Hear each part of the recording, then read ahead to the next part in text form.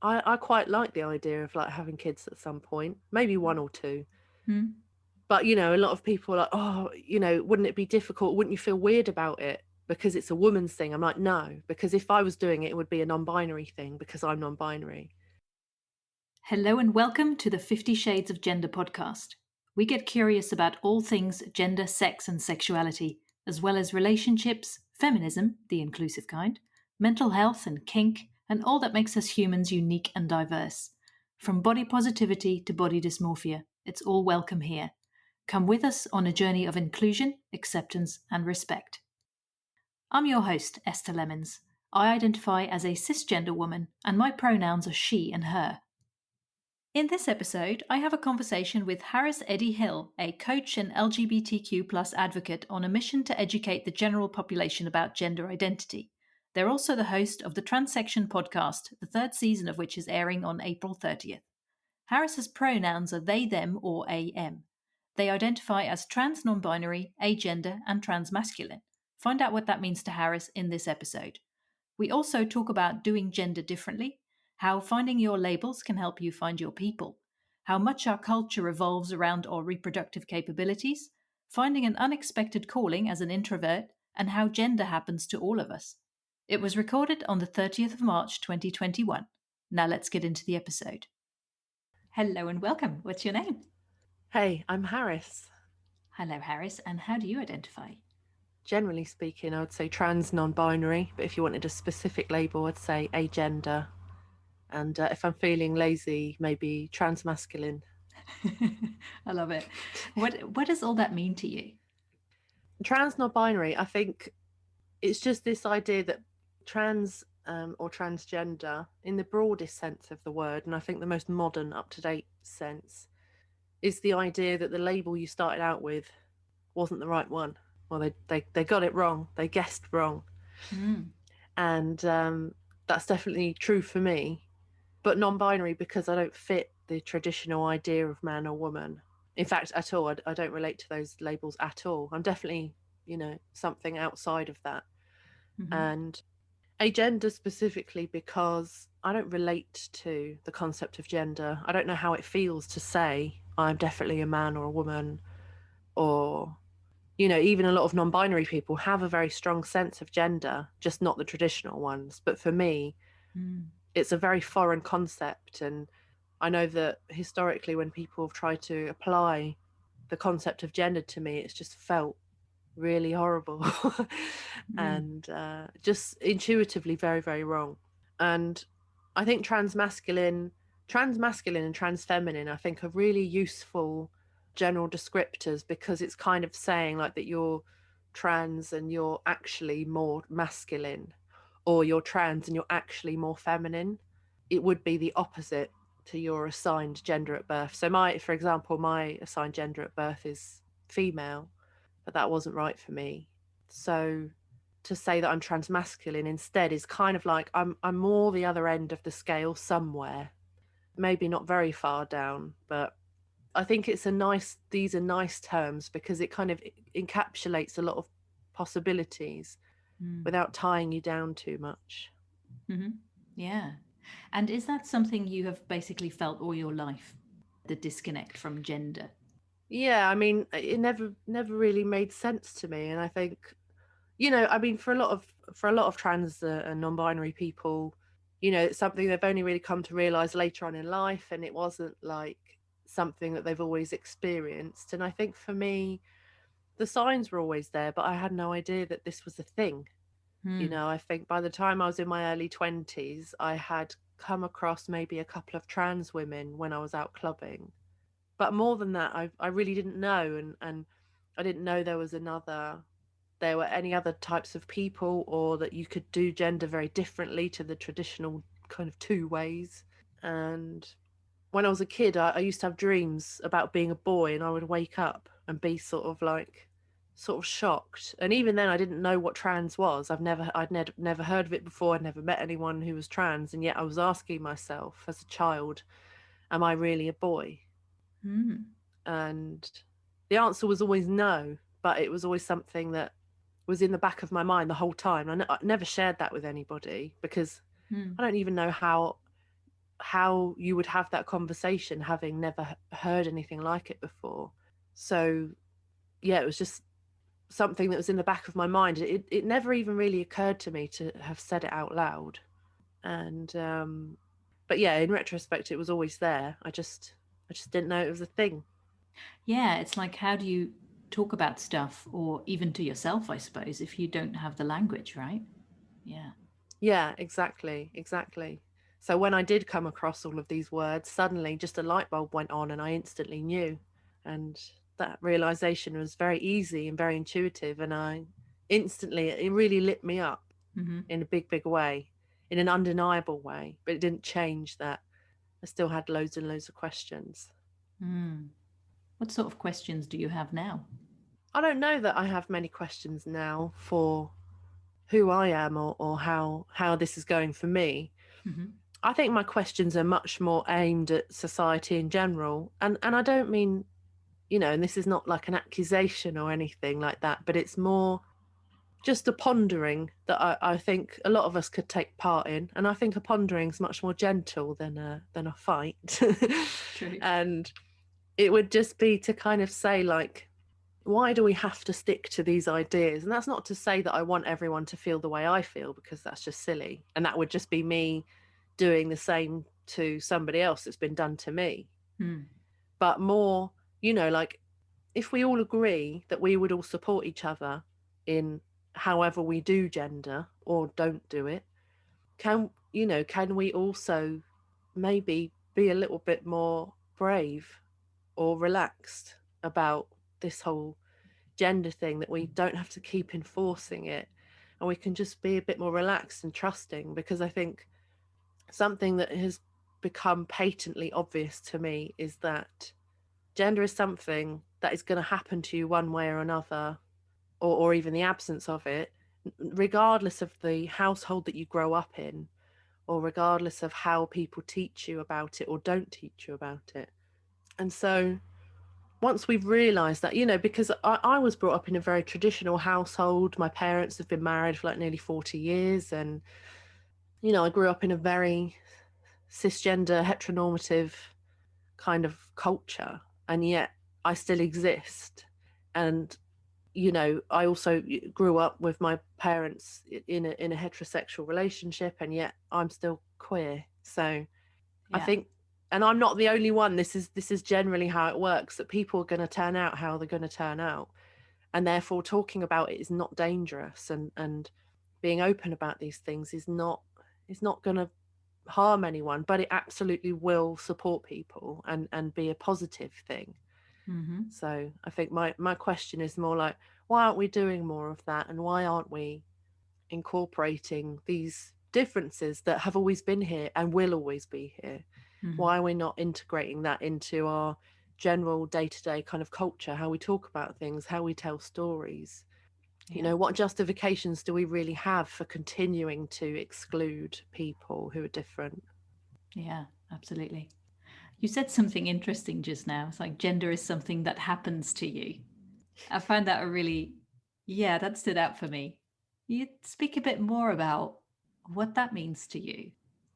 Well, I just think it's part of your identity, and I think you can make choices about how you do it, but ultimately you can't choose no more than you can choose your sexuality. Or you might choose not to act on it, but ultimately it's going to turn out how it's going to turn out. And really, this entire exploration into your sexual orientation or your gender identity is just about uncovering the truth. It's not about creating anything in that sense. I mean, yes, of course, once you know your truth, you can create a life or relationships that nourish you. But initially, it's really about finding out who you are at the bottom of it all, underneath all of the crap and the programming and the Yeah.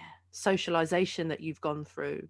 And so I think these things are inherent, and I don't really think there's choice involved. So that's why I say, like, it happens to you. I don't mean that in a negative way, but just to say that it's not something you can really control.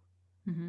So, getting to the truth and getting to the part of you that feels good in this arena, and the part of you that makes sense to yourself. And I think I'm sure people have said this before to you, like on your podcast, but some people think that the whole thing about labels and having so many different labels is like overkill. But actually, I think by the time you get immersed in this world, there are so many different possibilities. And, they're great. I've come across lots of people who, their story's been incredible, but it's not been relevant to me. So actually having those words, I've then been able to find people and look at them and recognize I'm like, oh, I'm one of them. I think if you're a dog that's grown up with loads of ducks and you've never seen another dog before, then by the time you do see it, and you've grown up and you've worked out, oh, I'm not a duck. But you don't know, you can't conceptualize what you are because you've never seen another you. That's and then right. One day you meet another dog and it's just like, oh my God, I get myself now. So yeah, all of this stuff doesn't happen in isolation or in a vacuum. Like it's still, I think finding your label helps you to then find your people. And, like the other day I saw a non-binary trans masculine person who's had top surgery and they're just going on a little bit of testosterone. And that's the kind of journey that I want for myself. And as I looked at them doing their thing, I think they're on TikTok or something. And as I watched them moving and speaking and stuff, like my brain was just so on fire, like with, I just couldn't stop looking at them. It was like I was seeing one of me, but I haven't seen one of me for a long time. And there was just something magical about that moment. And I was like, this is not a duck. Yeah, it's that recognition of something that just resonates, I guess, isn't it? That's kind of what I'm sort of getting from what you're saying. Yeah. It's an interesting one because I feel like I don't have gender dysphoria as such. It's not something I've experienced. But like the more I find out and learn about gender, the more I feel like it just becomes this really blurry concept. And I'm like, what is this even? And I'm just like, the more I learn, the more confused I get in a way, or the more questions I have, I'm like, whoa, yeah. Yeah. So tell me about your pronouns. What pronouns do you use? I've been using they, them pronouns for years. But recently I've realised I actually quite like AM pronouns, which is like they, them, but without the TH at the beginning. So it sounds, if you're saying that you saw somebody, you might say, oh, I saw them the other day. And they were, so it's almost like a tiny sound. So you're suggesting a pronoun, but it's barely happening. And I quite like that. Yeah, that's a new one for me. Yeah, I haven't come across that yet. But yeah, I like that. And as for titles, you use MX. Yeah. How long have you been using that one for? That's a really good question. It's been some years. So I came out I realised nearly 7 years ago, and coming out, it's been a bit of a long process. Some people have been quick off the mark and other people not so much. And I came across the MX title. I think it must be, I don't know, around 5 or 6 years ago.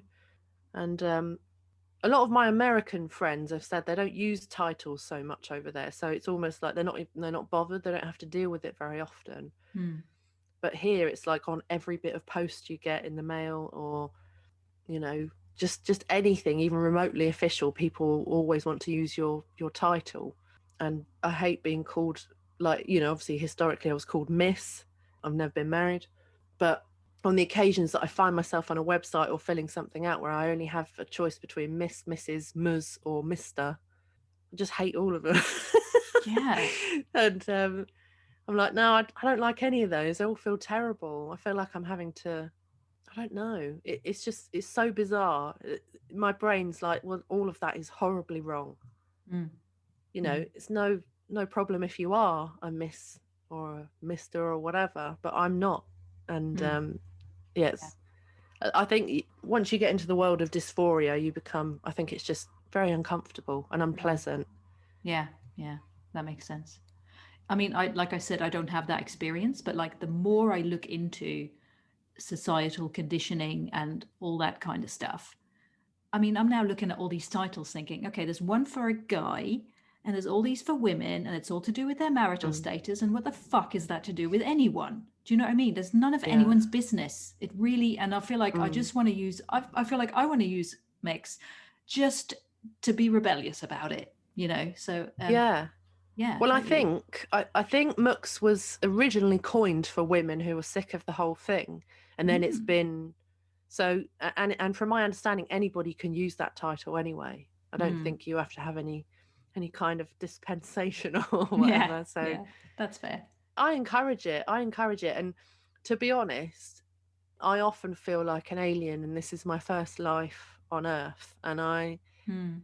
from that perspective find it very weird that humans in so many different societies have focused in on this one feature of humans and kind of base like entire cultures around it. Mm.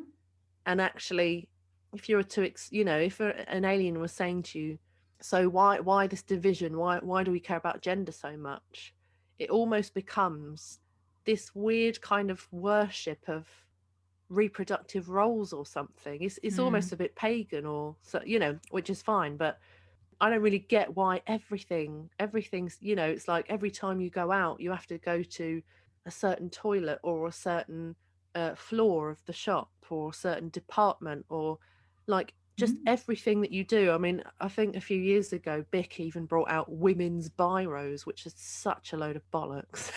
As if we have different hands. Yeah, it's like just make it pink and it's for women, right? Oh my goodness. Yeah. Right, really? Well, it's the same as Really? sports gear. It's Yeah. like sports gear is like all varied, but then you have the women's ones that are all pink or lined in pink. Yeah, and more expensive, obviously. Yes, Most yeah, and for it's the like most part. you can do sports without announcing what genitals you have. Do you know what I Right? mean? I just Yeah, don't. seriously. just Totally. I Yeah. don't get the obsession, Mm. and I think particularly as an advocate and somebody who talks about this sort of thing all the time, I get why it's important to some people, and that's fine. I'm not saying it shouldn't be or that there's anything wrong with it. But, you know, I feel like we can all get on fine without knowing that stuff and without it being one of the key things that you know about somebody. I don't really know why that's relevant, or why we've put as a culture, as a society, put so much emphasis on basically knowing somebody's kind of personal business. Totally. And I've often had it from blokes when they're like, but if you're talking to somebody, like if it's a trans woman and you don't know what she's got, and I'm like, but you're not sleeping with somebody. Maybe by the time you're in a relationship or you're sleeping with somebody, then you might want a heads up about how you're going to interact with somebody, maybe. Hmm. But Yeah. beyond that, I just, I've met so many people like, but that's how I understand people. And I'm like, are you telling me that all of the people you interact with, including your family, you're constantly aware, or you're aware on some level of what genitals they must have? Because if That's so, absurd. Yeah. that's kind of a bit weird. Right? Yeah. Good grief. Totally. Yeah, it's like if you put it in those terms, I think it does drive home just how like crazy it is, really. Yeah. Mm. Yeah. Yeah, and it's the same. Like I've got a lot of friends now, and I do think parenting is changing so fast. Mm. And one of my friends had a baby, I think 2 or 3 months ago now, and she dresses her kid in all sorts of like colourful things and really cute, like just baby clothes. Mm. And unless her baby is wearing pink, everyone thinks the baby is a boy. Mm. And I'm Yeah. like, humans are weird, man. Totally. Yeah, it's interesting that you use the word alien actually, because I've had a few. I mean, Jareth in episode. Oh, what was it? Oh my goodness, a few episodes ago. I'm getting rubbish at remembering my episode numbers now. But yeah, Jareth Yeah. actively identifies as alien. Cassian mentioned it as well. It's like, yeah, there's this theme that I can see. Just people are like, I just don't even. I'm in this human body, but it's all just so weird to me. Yeah. Yeah. I think that is a common one.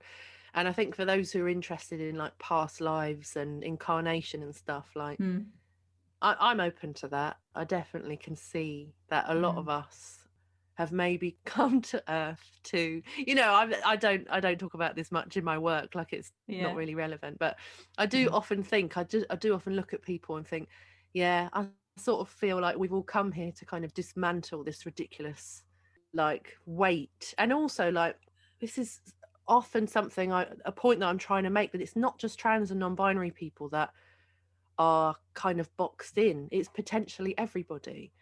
You know, the amount of women who can't get pregnant, or cis women who can't get pregnant or can't keep a pregnancy, or who don't want to become gestational parents and things like that.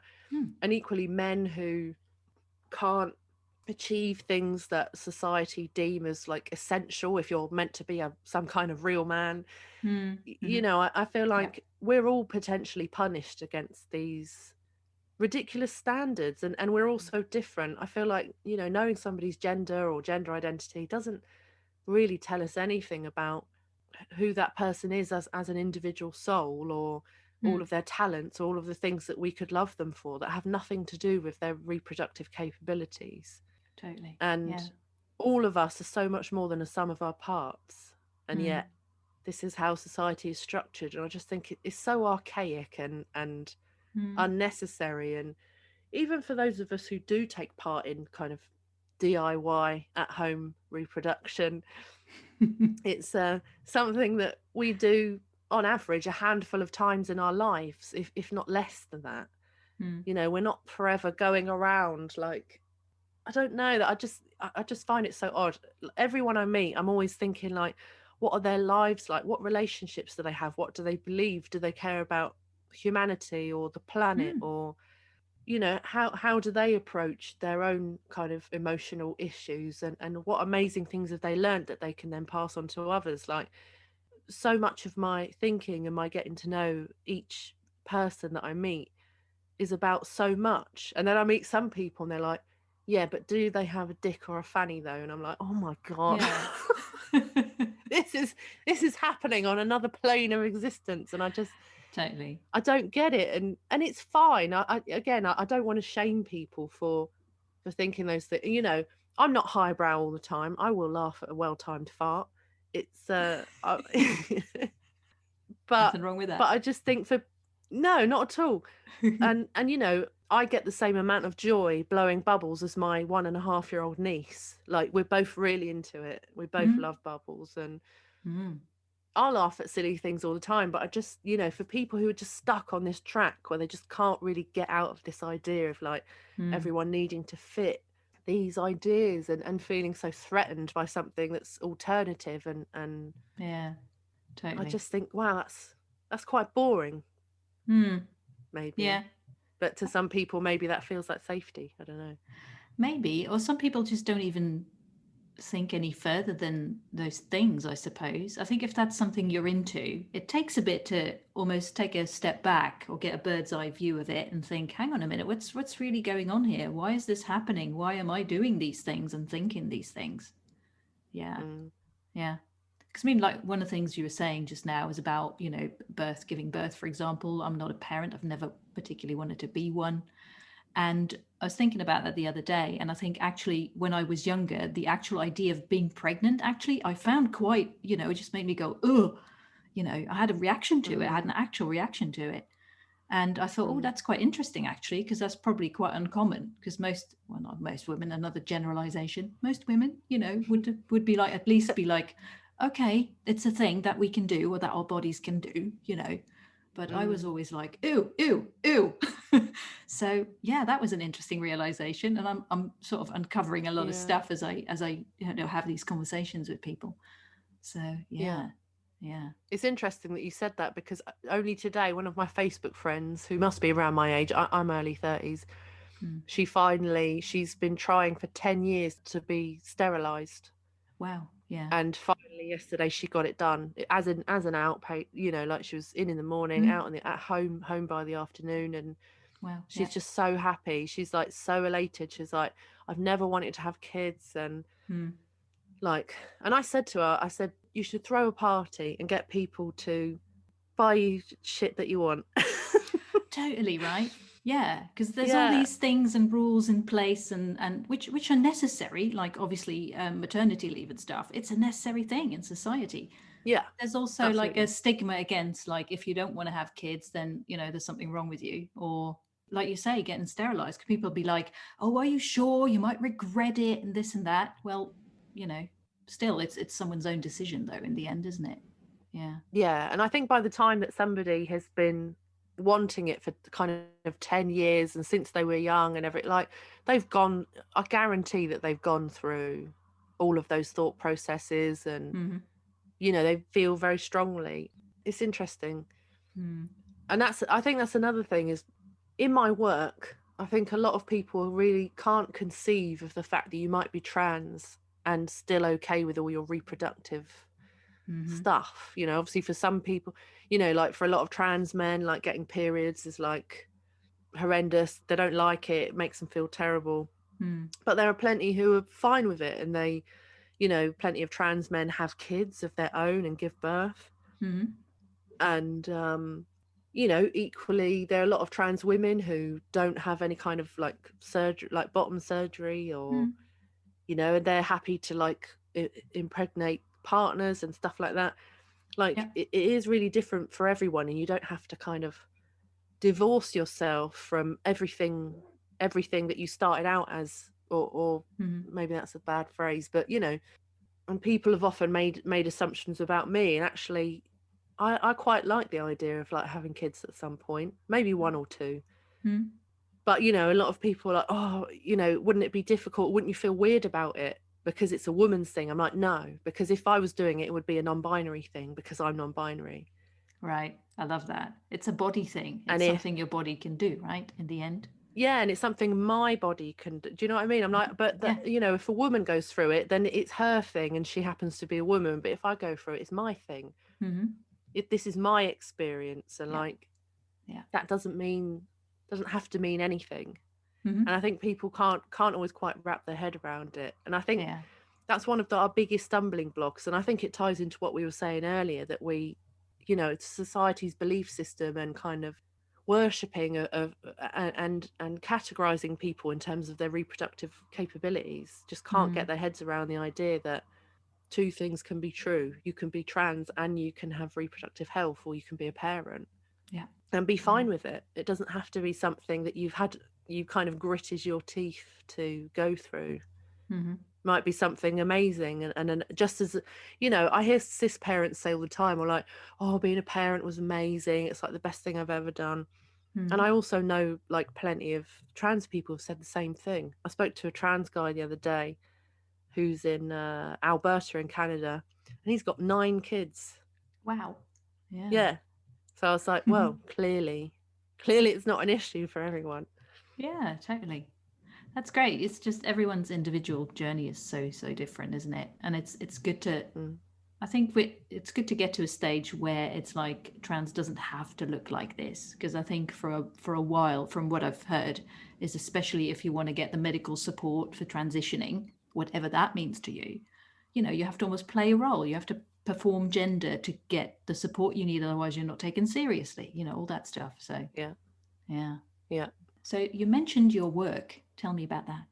So this was never my dream. This is definitely a calling, because I'm an introvert. So I've said this in other interviews, but I always imagined myself to be this creative person kind of locked in a studio somewhere, and then my work would go on display or on sale or something, and then and then people would buy my creations, whether that was my writing or my art, or I always had this idea of being this creative, professional creative, where I sort of didn't interact with the public too much, and I got to kind of squirrel away.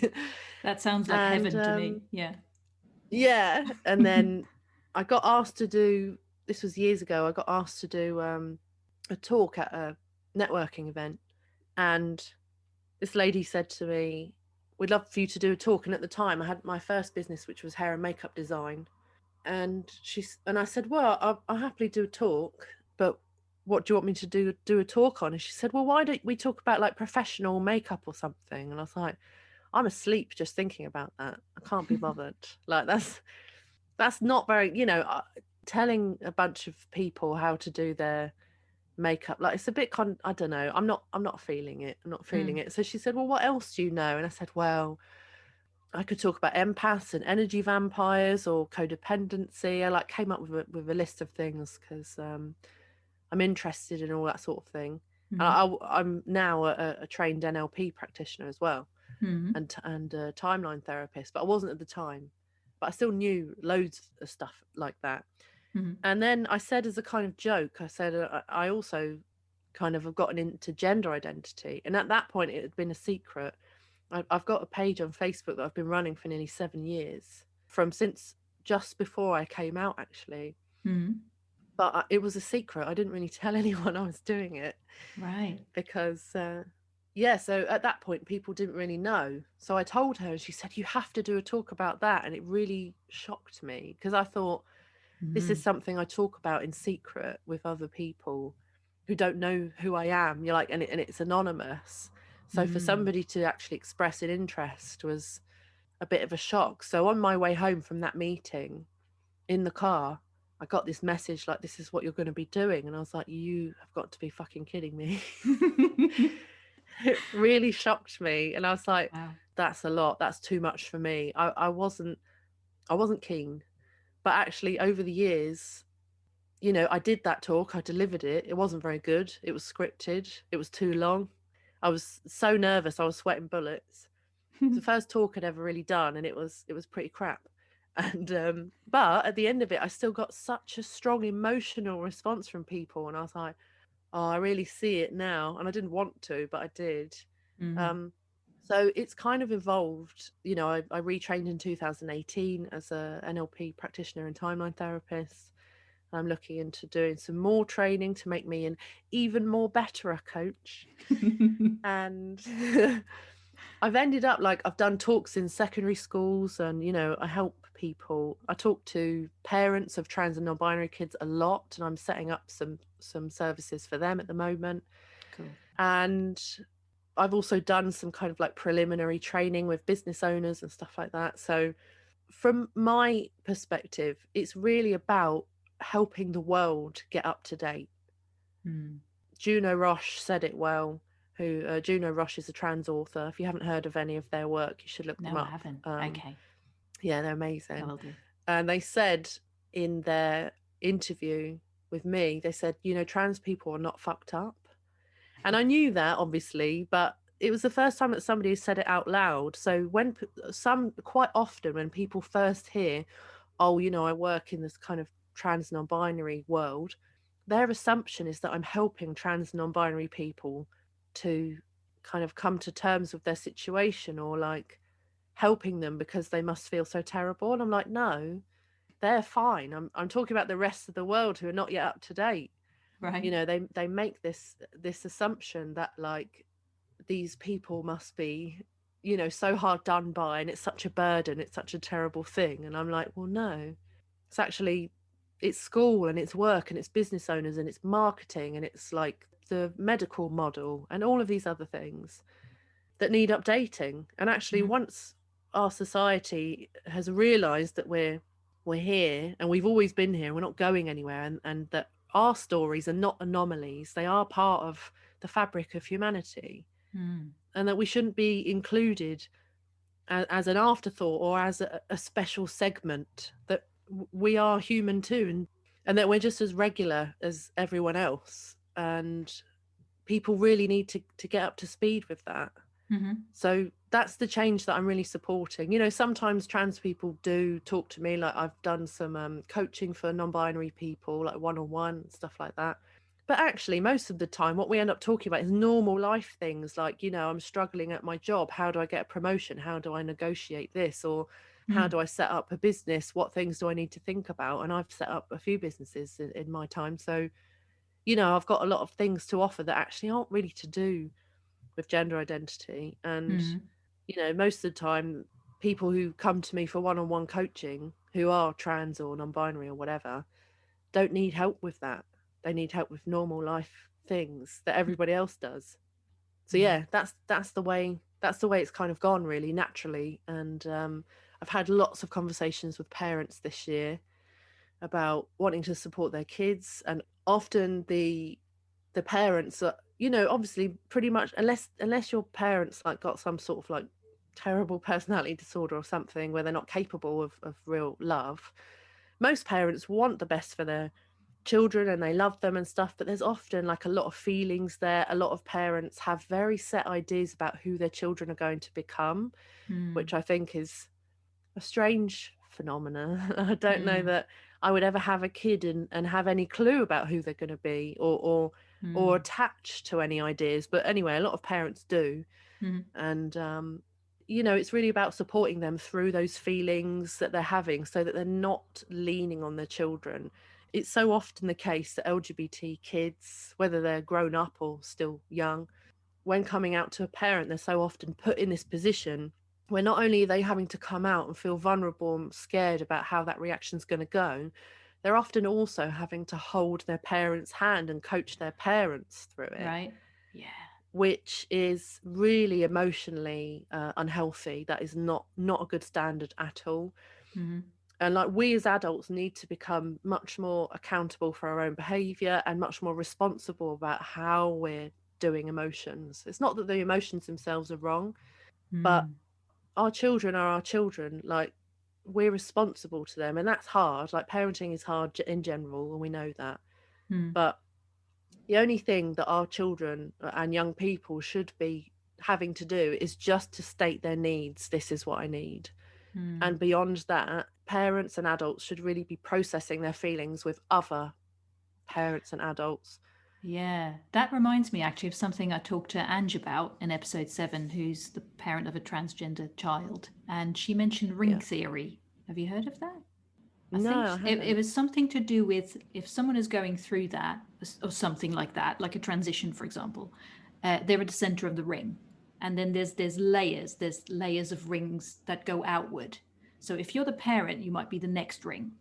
But the thing is, if you need to process stuff, you can't talk to people who are more at the core of the ring, because that would be burdening to them. So you then talk to someone who's further outside of that ring. I probably really butchered that theory, but like, that's what I got makes from sense.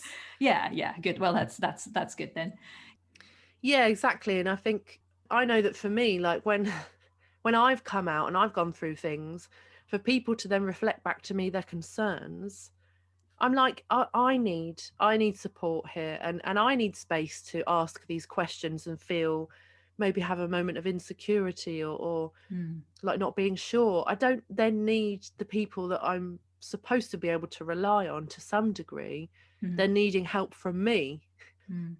I remember one of my really good friends, actually, I came out to her the second that I realised that I was non-binary, or something like that. I don't know that I had that word at the time, but I knew enough to say I'm not a man or a woman. And one of her first questions was, I'm just checking, I'm not trying to undermine you, but I do need to ask you, are you wanting to defeminize yourself due to trauma?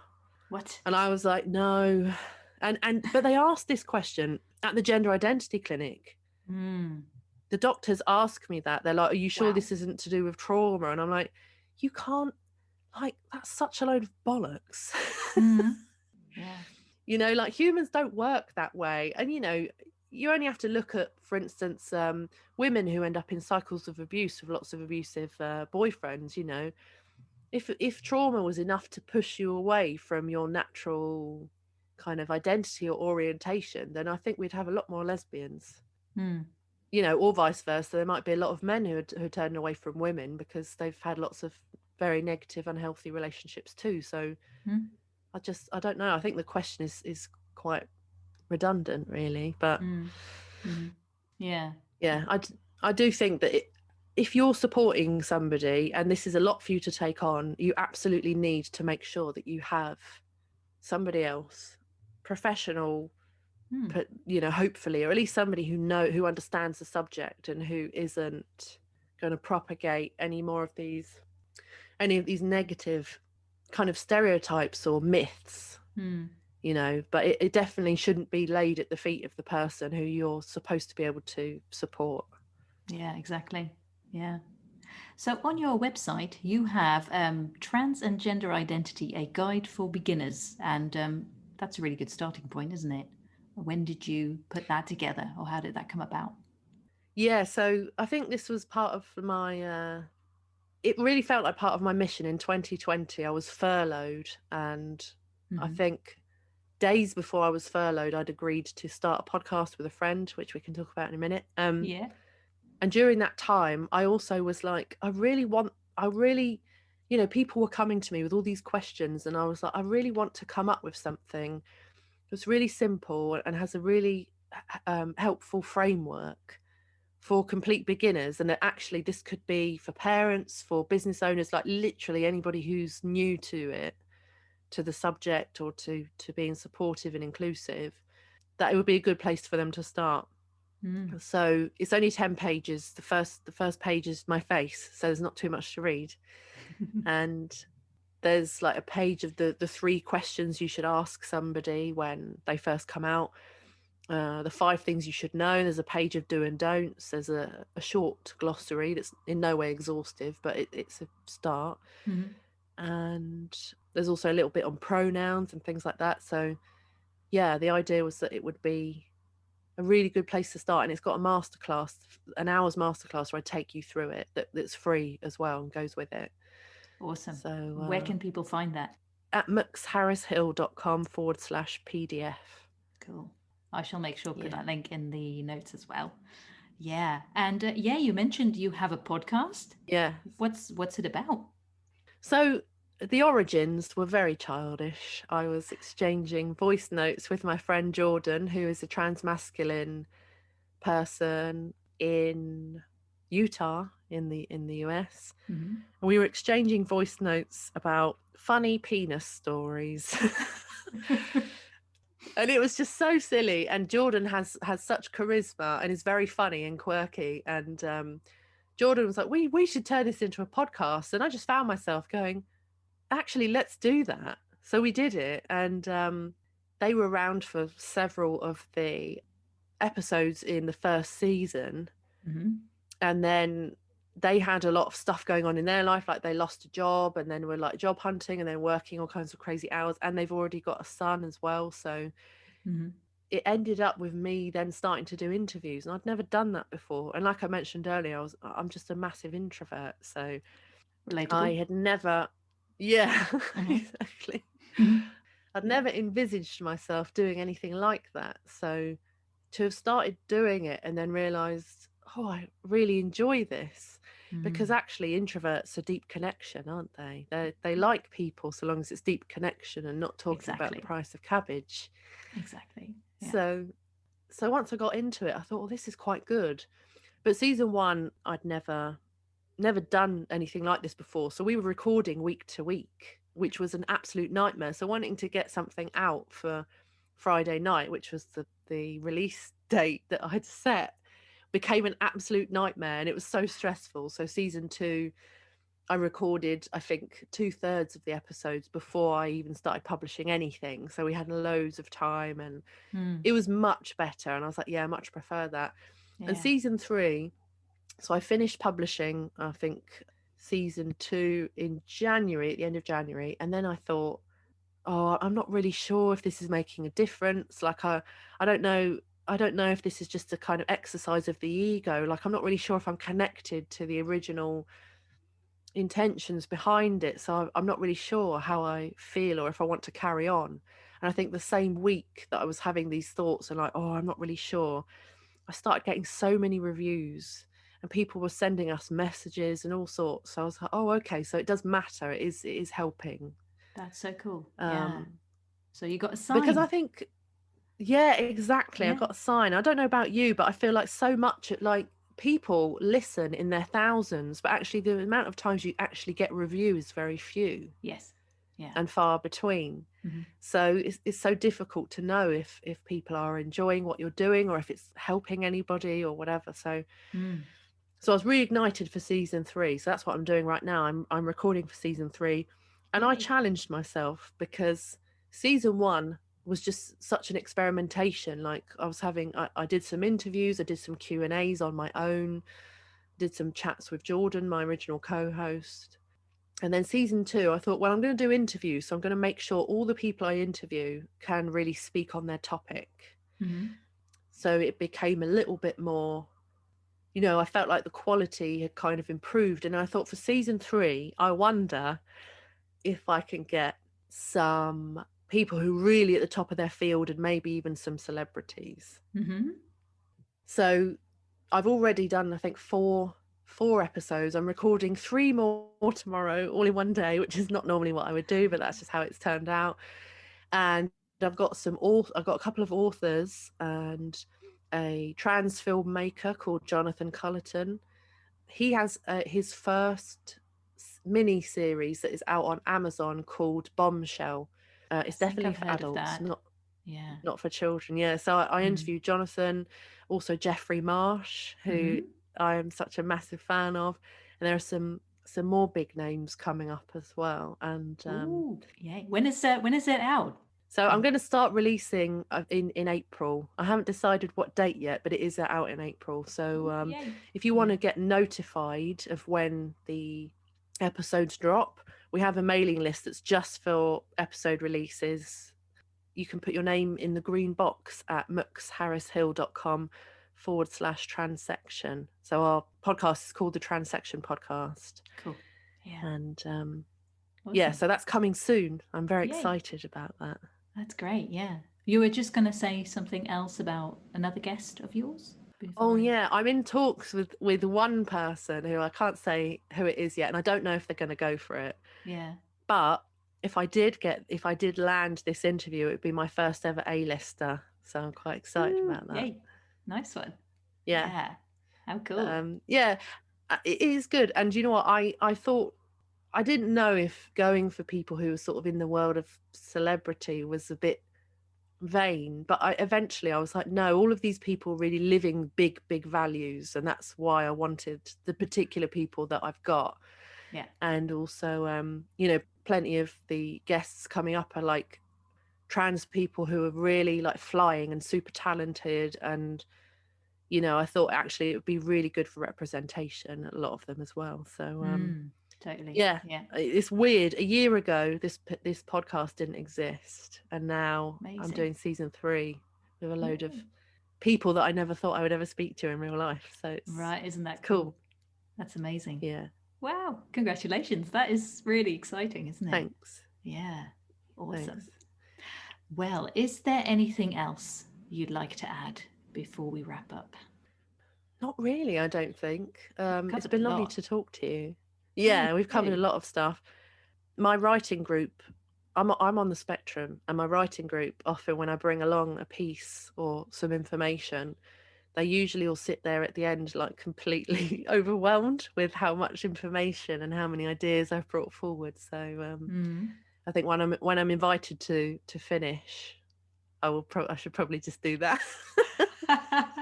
It's so fun though, because some people are really to the point, and I struggle to get to 10 minutes sometimes, and usually they get into it, and I get into it as well, because sometimes it just takes a bit, doesn't it? You have to get comfortable and get that rapport going. And then other people I've just talked to for hours and hours and hours and hours. So yeah. Sometimes I think I'll just revisit stuff because there's always more to talk about. Yeah, definitely. Thank you so much for having me on today. It's been a real pleasure. Thank you. It was a great conversation. I really enjoyed it. You can find out more details on the website at 50shadesofgender.com/Harris, where you can also read the transcript. And you can find Harris on muxharrishill.com and the Transection Podcast on muxharrishill.com/transection. Thank you for listening to the 50 Shades of Gender podcast. You can find us online at 50shadesofgender.com and on social media. If you'd like to support us, please consider becoming a patron on Patreon. Plans start from only $1 a month. Visit patreon.com/50 Shades of Gender for more details. We hope you will listen again. Until then, stay curious and open-minded. I never envisaged. Oh, I can't say it. Envisaged. There you go.